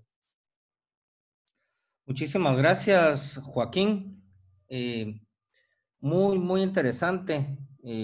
Aprendimos muchísimo con estas dos pláticas y sí, en efecto, tenemos muchas preguntas. Algunas ya fueron contestadas, pero aún hay varias. Voy a empezar con unas que están en Facebook y esta pregunta sería para el doctor Garcés. Hay una persona aquí que pregunta que cuando uno tiene antecedentes familiares, por ejemplo, una tía con cáncer de cérvix, una madre con cáncer de endometrio y una abuela con leucemia, ¿ella tendría que hacerse algún tipo de estudio preventivo o de tamizaje? Doctor Garcés, está en mute. Mire, no hay duda de que cuando hay muchos cánceres en una familia, podría haber algún factor genético hereditario que se estuviera transmitiendo por lo que se llaman las células germinales, que transmiten genes anormales en la familia. Lo que usted plantea habría que valorarlo con más detenimiento, hacer un árbol genealógico más amplio. Hay enfermedades como el síndrome de Lynch y algunas otras enfermedades que sí son, que conjuntan varios cánceres.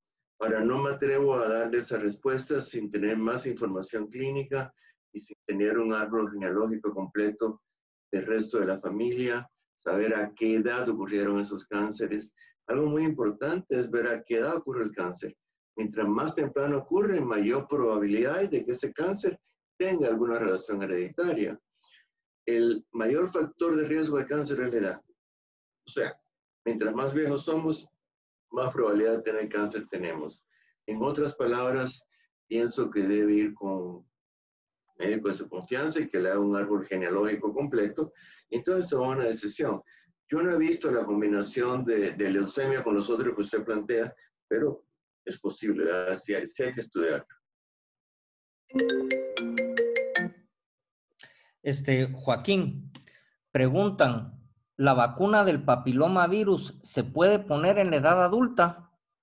¿Podrías explicar un poquito a quiénes hay que ponerles la vacuna, los rangos de edad y por qué es que ahí existen esos rangos de edad? Sí, con la vacuna cada vez sabemos más, pero cada vez sabemos menos. Ahorita está recomendada para niñas empezando en los teen years, en los primeros 11 a los 15 años, y se está discutiendo la dosis y qué tipo de vacuna dar. De hecho, creo que no me voy a extender más porque vamos a hacer un webinar solo de las vacunas. Miguel ya mencionó bien la vacuna de la hepatitis B y la C como causantes de cáncer, de prevención primaria de cáncer. Pero ya con la edad adulta, ahorita no se recomienda la vacuna del virus del papiloma humano. Ok. Joaquín, yo creo que esta la podrías contestar tú también. Dice una persona aquí que hoy en día se recomienda asolearse para mejorar la absorción de vitamina D, ¿ok? Pero a la vez se ha visto que el cáncer de piel está asociado a los rayos ultravioletas del sol. Entonces, como que es contradictorio. Entonces la persona pregunta que entonces, ¿qué es lo mejor que hacer? ¿Se asolea o mejor toma un multivitamínico? Esa es una buena pregunta y todavía hay bastante discusión de cáncer de piel, porque sí, como ella bien lo puso, la exposición de cáncer de piel favorece, perdón, la exposición al sol favorece la absorción de vitamina D, pero por otro lado estamos aumentando el riesgo de cáncer de piel. Hay que hacer énfasis también, como lo mencionó Miguel, que son las quemaduras extremas y la alta exposición a luz solar lo que aumenta el riesgo de cáncer de piel. Pero si uno sale a caminar, a hacer ejercicio con manga corta y con gorra, se va a estar exponiendo al sol, está haciendo ejercicio y no son quemaduras extremas que lleve a aumento de riesgo de cáncer de piel. Ahora, si se cuesta como garrobo durante 45 minutos, una hora bajo el sol a ponerse bien bronceada, eso definitivamente sí va a ser un riesgo de cáncer de la piel. Con eso de que mejor no me expongo y tomo un multivitamínico, hay que también hacer énfasis de que las multivitaminas no son la solución de la prevención primaria. Es la dieta saludable que mencionó Miguel, lo que se ha probado que disminuye el riesgo de cáncer. Doctor Garcés.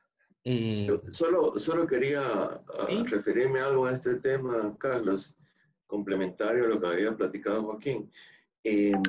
Muchos cánceres se inician en la infancia.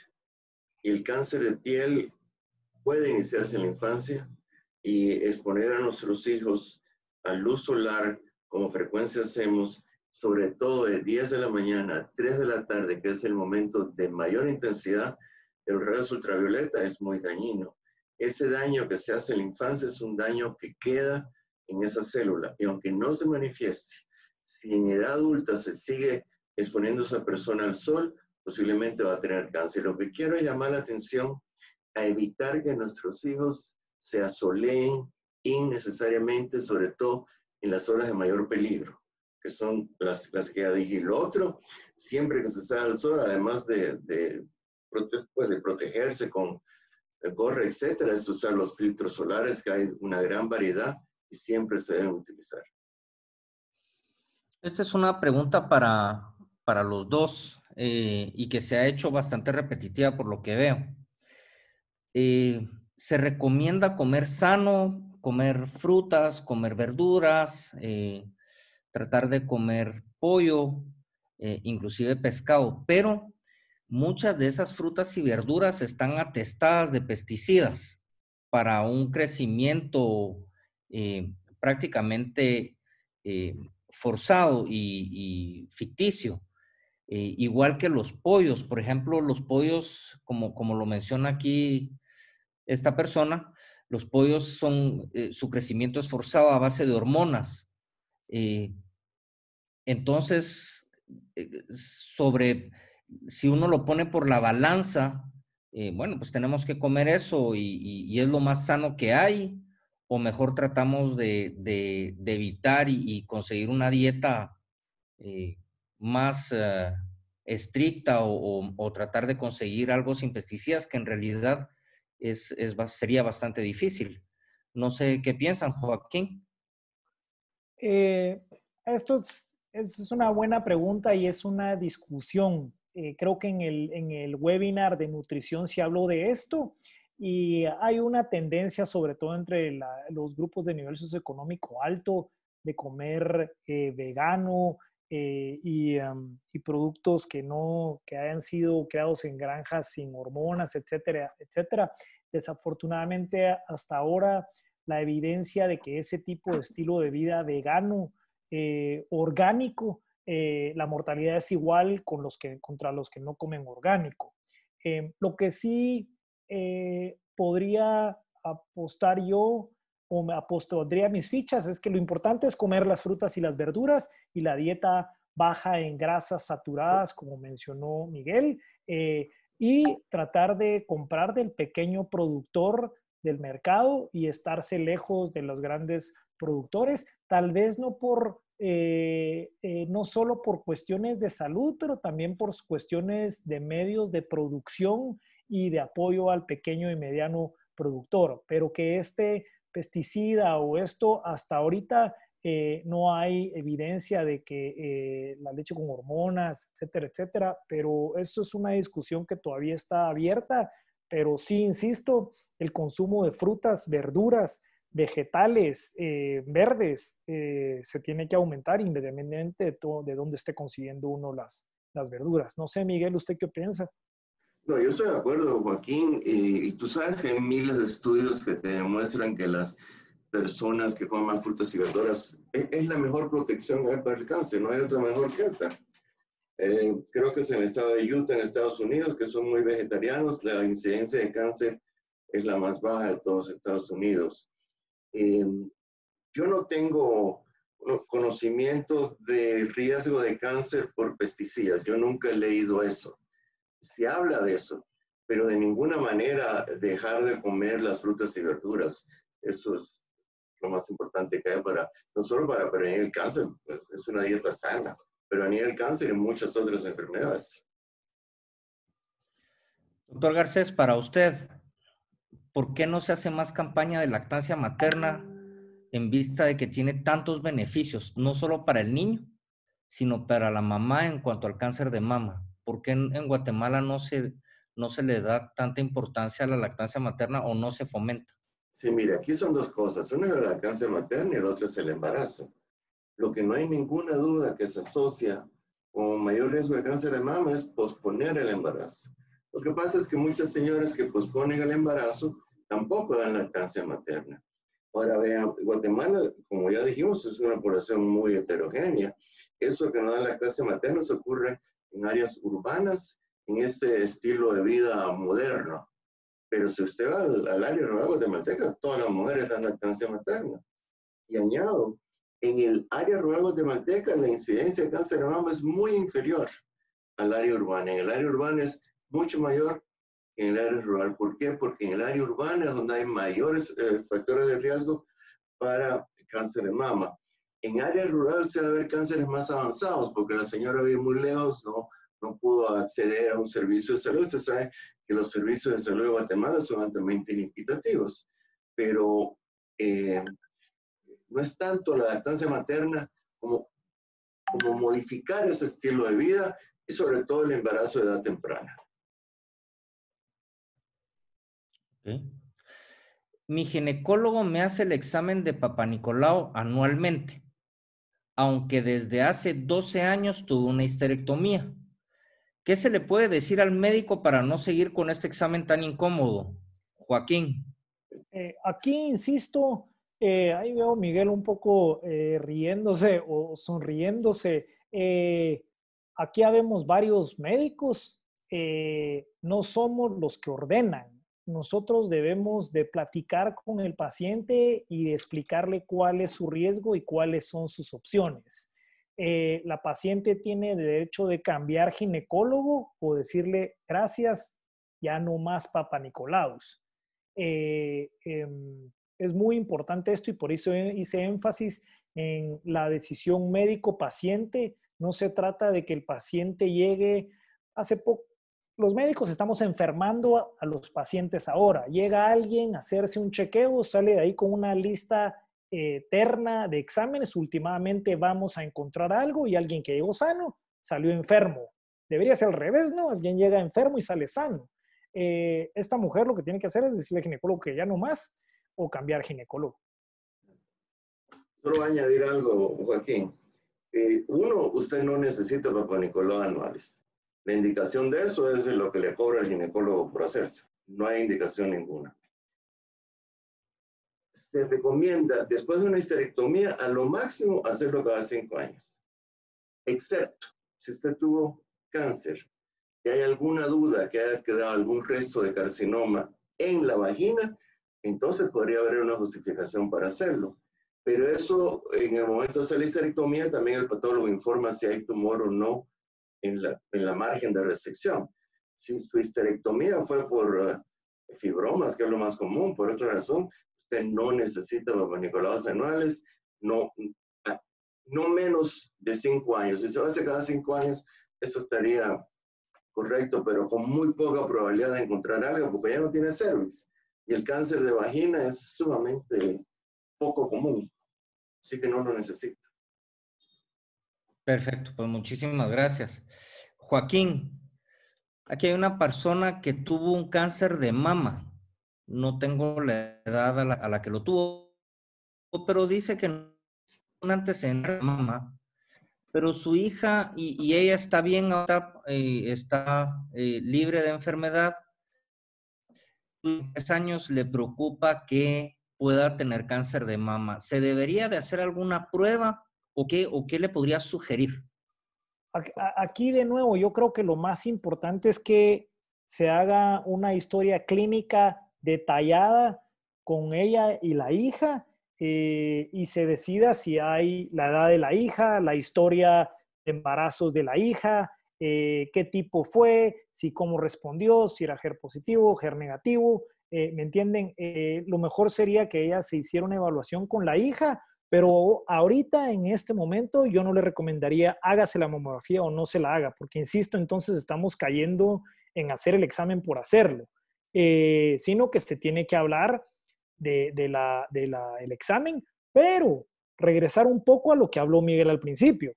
¿Qué puede hacer ella para disminuir su riesgo de cáncer de mama con o sin mamografía? Entonces ahí viene, ¿fuma o no fuma? ¿Tiene una dieta alta en frutas y verduras? ¿Hace ejercicio? ¿Cuántos hijos ha tenido? Y después, entonces ya se puede empezar a hablar de hacer una mamografía, cada cuánto y dónde y quién la va a leer. Ok, muchas gracias. El cáncer de tiroides en mujeres es prevenir. Esta es como para mí. Veo que el doctor Garzo sí ya la contestó, pero sí, en efecto, no hay una manera de hacer un tamizaje en cáncer de tiroides. Si no hay antecedentes familiares muy cercanos o antecedentes de radiación, creo que no hay nada que hacer. A veces al hacer el ultrasonido sin ningún motivo franco, caeríamos en lo que dijo el doctor Barnoya, que estaríamos cayendo en un sobrediagnóstico. Entonces, yo creo que no contestando rápidamente, no hay una manera de prevenir el cáncer de tiroides en mujeres, pero sí se puede hacer un diagnóstico temprano y tratar de evitar también el sobrediagnóstico o el sobretratamiento. Aquí hay una pregunta muy interesante, pero desafortunadamente está como muy escueta. Creo que no la vamos a poder contestar porque nos falta muchísima información. Tal vez si después esta persona nos manda un poquito más de información porque sí me parece interesante. Mi mamá tiene 66 años y esta es la 3ª vez que padece cáncer. ¿Debemos hacernos el tamizaje? Sí, por favor, mándenos un poquitito más información. ¿Cuáles son los otros cánceres que ha tenido o si esto es una metástasis de un cáncer que tuvo inicialmente? No, desafortunadamente no podemos contestar esto. Claro, yo quisiera aportar algo ahí. ¿Sí? Mira, cuando uno tiene un cáncer familiar, o esa señora que tiene cáncer de repetición, es muy importante que acudamos con alguien que nos haga realmente una buena historia clínica y un buen árbol genealógico y una buena historia de factores de riesgo. Porque las personas usualmente se quedan con esa duda, pero no tenemos tampoco la cultura de sentarnos con el paciente, escucharlo y realmente explorar las relaciones familiares, explorar su estilo de vida, su modo de vida y entonces poder aconsejarlo adecuadamente. Yo me parece que eso es algo importante y para el gremio médico también, poner mayor atención a estos pacientes, dedicarles tiempo y buscar realmente qué factores de riesgo pueden o no pueden tener.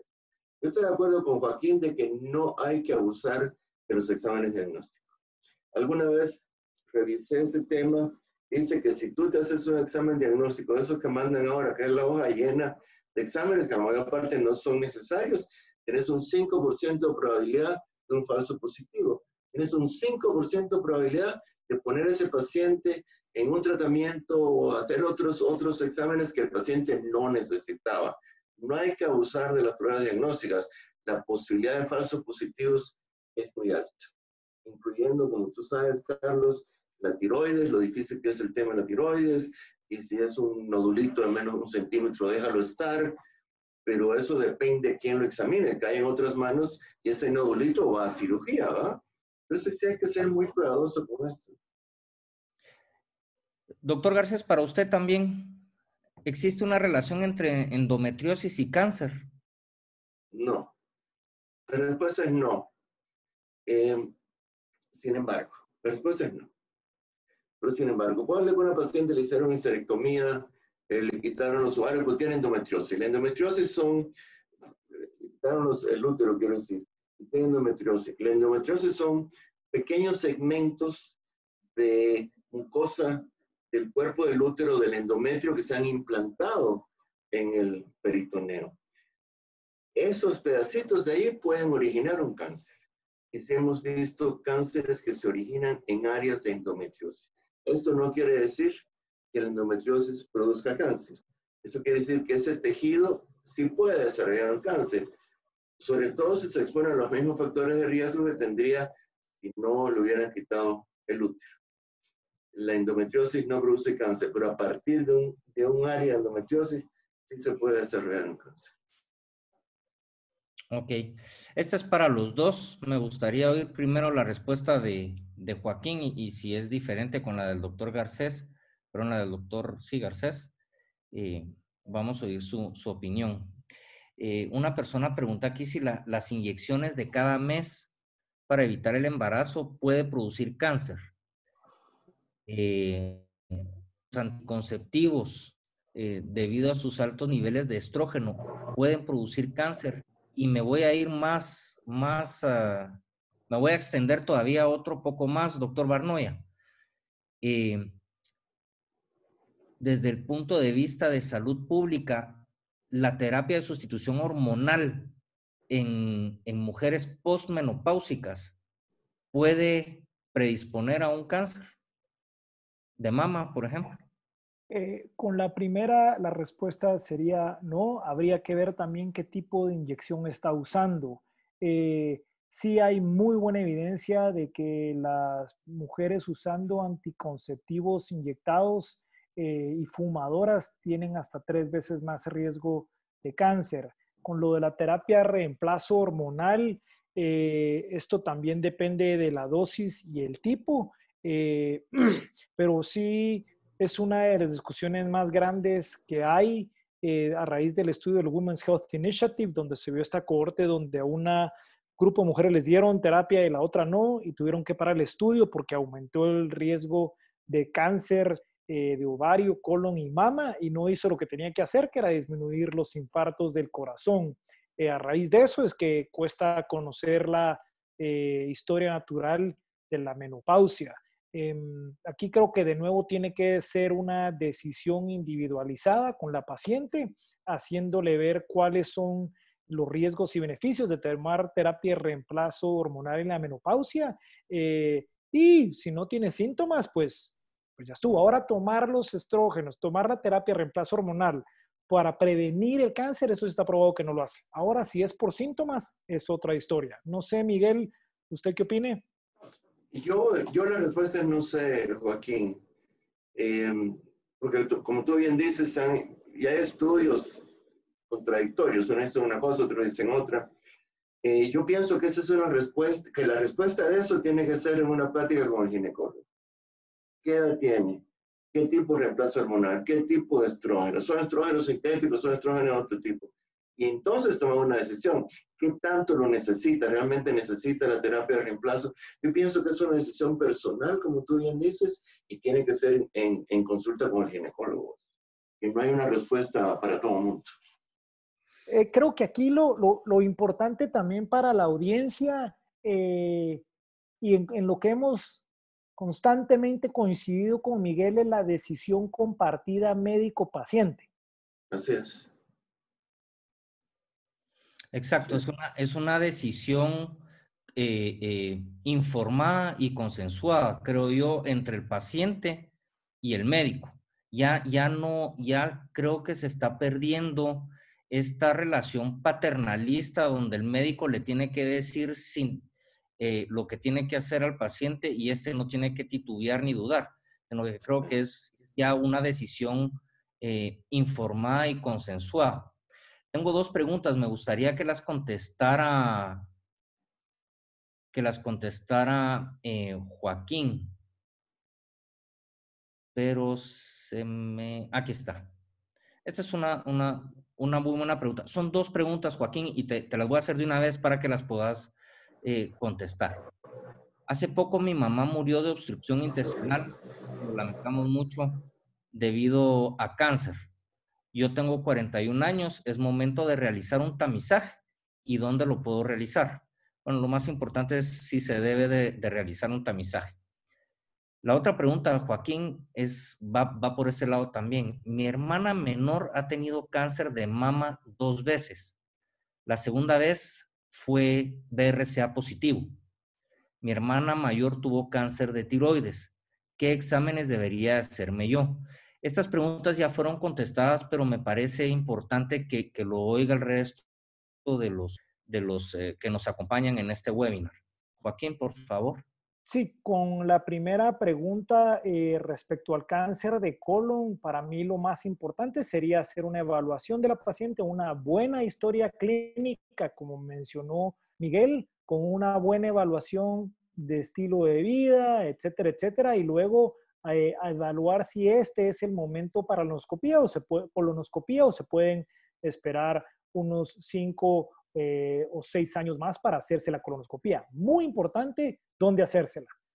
Tiene que ser un lugar donde sea un gastroenterólogo entrenado con el equipo adecuado para hacer la colonoscopía, no solo porque las colonoscopías se pueden complicar, se pueden perforar, pueden haber sangrados, pero también que saquen una biopsia si hay necesidad y si hay pólipos, los quiten de una vez. Y que vean, se aseguren de que vean todo el colon y no solo el colon, una parte del colon, que eso es un error frecuente que se mira con las colonoscopías. Pero insisto, lo más importante aquí sería hacer una adecuada historia de la paciente para ver cuándo corresponde la colonoscopía y ver si hay alguien más en el árbol genealógico que amerite hacer la colonoscopía. La otra pregunta era acerca del BRCA, ¿no? Sí, BRCA. Que había...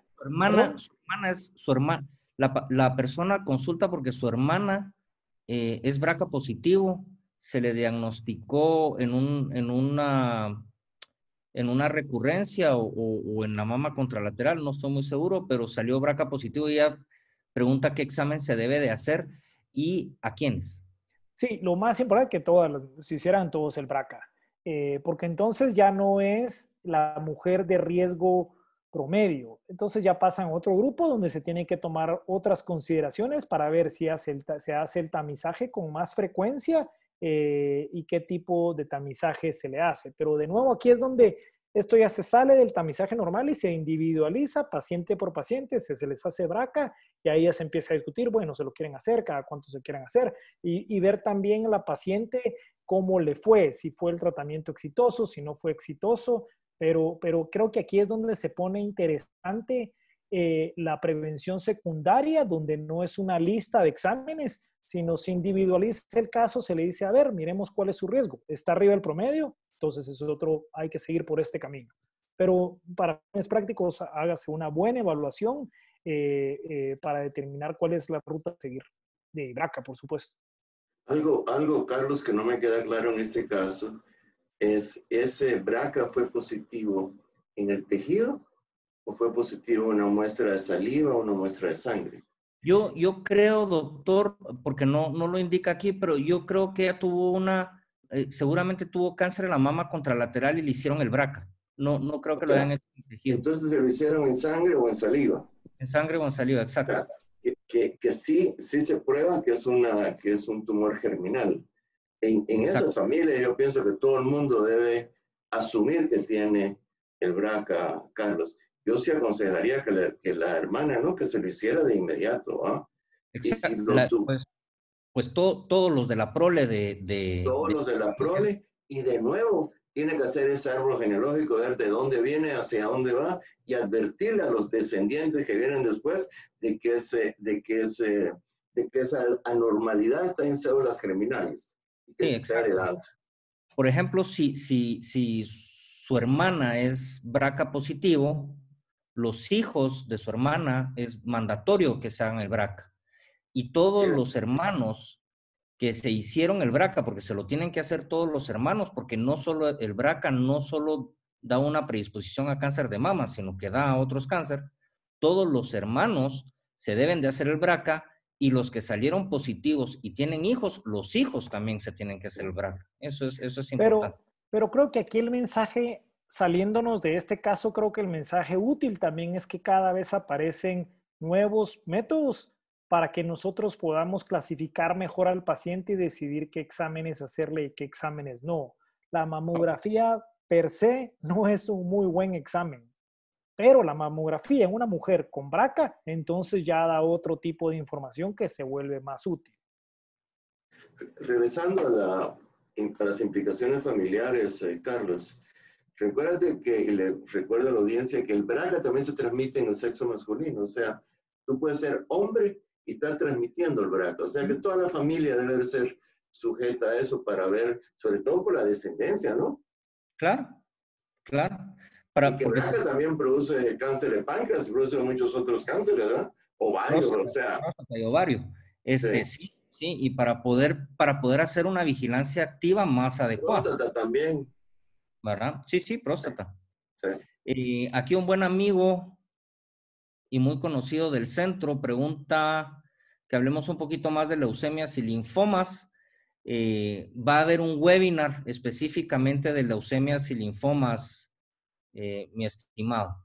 Me voy a encargar de enviarte yo personalmente la invitación. Excepto por el informe de Burkitt que se demostró en África, que sí se transmite. Yo no sé de los demás y mi respuesta es no estoy en capacidad de contestar eso. Ok. Hay muchas preguntas con respecto a mitos que se han dado, que hay un webinar que se efectúa acerca de mitos y realidades. Yo creo que se pueden abocar a ese webinar que tenemos en la página de íntegra de YouTube.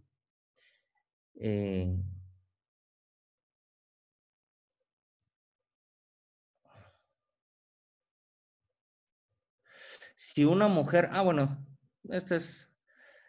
doctor Garcés, si una mujer inició su vida sexual a los 15 años y fue madre a esa edad, ¿a qué edad puede empezar a realizarse el Papá Nicolau? Bueno, el Papá Nicolau se debe hacer, yo en broma digo, se debe hacer al día siguiente que tuvo inicio de las relaciones sexuales, ¿no? No hay una edad. Si esa joven empezó sus relaciones sexuales a los 15 años, ya se debe hacer el Papá Nicolau, ¿ok? O sea, poco tiempo después, porque la posibilidad de infección de virus del papiloma ahí está y la tenemos que detectar, y mientras más temprano se detecte, mejor es. Una mujer se debe empezar a hacer el Papá Nicolau una vez que ha iniciado las relaciones sexuales. No es por edad, es por inicio de relación sexual.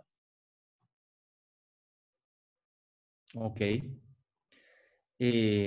Bueno, yo creo que aquí ya logramos contestar la mayoría que corresponden a este tema. Mire, doctor, esta paciente nos está contestando con respecto al cáncer de su mamá, que lo tuvo 3 veces. Ahorita lo estoy leyendo. Mi mamá, el primer cáncer fue en el cérvix. Estaba en un estadio 3 y después de 24 años le hicieron radioterapia, braquiterapia. Se encontraban en el tejido de las paredes de la vagina y solo se hicieron braquiterapia, y esta vez después de 7 años el cáncer está en la cúpula vaginal y abarcó una parte de la vejiga, una parte del colon y una parte del tendón. Entonces, sí, no fueron 3 cáncer diferentes, sino que fue una progresión de la enfermedad y una recurrencia. Sí, sí. Ese es el caso del Papá Nicolau, esa señora. No, este es el caso de la señora que... No, te quiero decir, no, yo entiendo, pero Ajá. en relación al comentario que hemos hecho antes del Papá Nicolau, si una mujer que no tiene útero necesita Papá Nicolau, a no ser que sea un caso como ese, ¿no? Exacto. ¿Ok? Que le quitaron el útero por cáncer, y es un cáncer que sí puede quedar en la cúpula vaginal y hay que seguirlo. Claro. Bueno, pues yo creo que aquí contestamos la mayoría. Hay unas preguntas como que si los lácteos producen cáncer. Esto no es cierto, y cuando una mujer tiene cáncer de mama, si hay que prohibirle los lácteos, tampoco es cierto. Estos son preguntas que se contestan. Cuidado con esa respuesta, Carlos. Nosotros hace como 20 años hicimos aquí un estudio de casos y controles con 300 casos de cáncer, con controles pues bien seleccionados y con una dieta, un cuestionario dietético muy riguroso, y encontramos una de las asociaciones entre cáncer gástrico y la ingesta de lácteos. Lo digo con duda, pero también he visto gástrico. Y he visto eso de los lácteos en otros cánceres también. Yo no sería muy categórico en decir si sí o si no. Yo siento que eso es un área que hay que estudiar más. Creo que no se ha demostrado. Sí, la respuesta es, a saber, hay algunas dudas. Se ha visto que también la cal de la tortilla podría... O sea, se han visto varias asociaciones, pero no se ha demostrado todavía. Correcto, podrían ser esas también, ¿verdad? Gran cosa. Yo creo que de esto hay un webinar grabado, podríamos consultarlo. Y bueno, pues solamente yo quisiera agradecer primero a la gente que nos acompañó en este periodo de tiempo. Prácticamente todo el mundo estuvo durante toda la presentación. Y quisiera finalizar pues invitándolos para el próximo webinar, que es acerca de cáncer de piel, el 21 de agosto. También es un webinar para el público en general, hablando precisamente de cáncer de piel y vitamina D. Esto es una pregunta que se podrá hacer en ese webinar. Quiero además recalcar que en Integra pues tenemos un tratamiento individualizado donde se revisan o se estudian los factores de riesgo personalizados. El tratamiento es personalizado, inclusive la dosis de los medicamentos se da con un estudio que es farmacogenético. Entonces, cualquier duda pueden obviamente hacer su consulta. También recuerden que contamos con la vacuna de HPV. Se les puede administrar siempre y cuando hagan la cita previamente. No sé si tienen algún último comentario, Joaquín o Miguel. Yo voy a dar las gracias por la oportunidad de participar. Yo aprendí mucho. Igual yo, gracias a la audiencia, igual por mantenerse pendiente en estas horas del día. De la noche. Bueno, ya de la noche. Ja. Ya de la noche. Bueno, pues muchas gracias. Muchísimas gracias a los panelistas, muchísimas gracias a los invitados, y nos vemos el 26 de agosto. Que tengan una buena noche. Hasta luego. Gracias a todos.